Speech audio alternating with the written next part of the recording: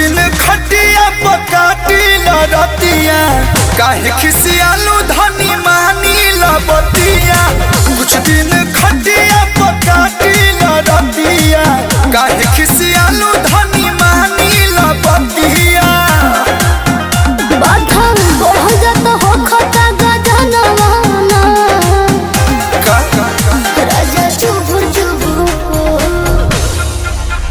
राजा चुभुर चुभुर बड़े और जाना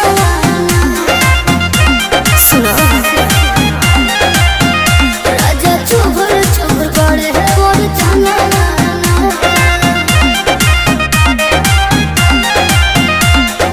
एक करो मजा लेला।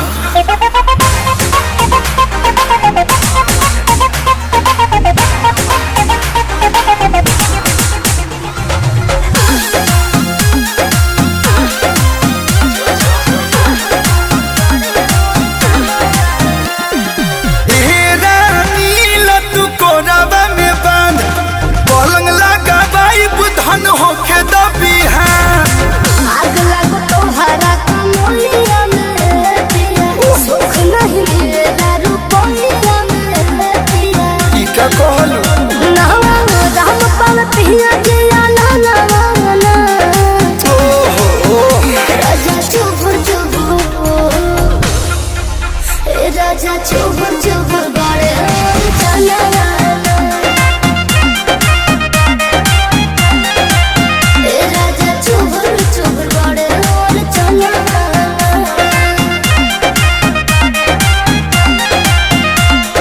मैनेज करो।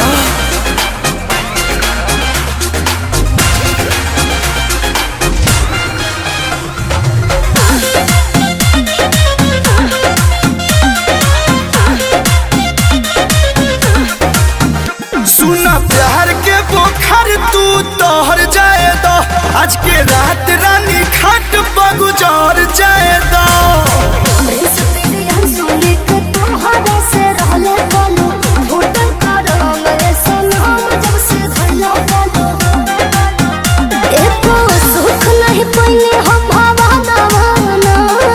ऐसा नहीं है राजा चुभुर चुभुर बड़े चला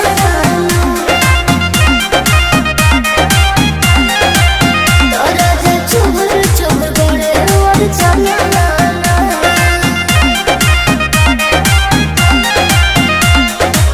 जौन मजा है बाबू पलंग में का आवल।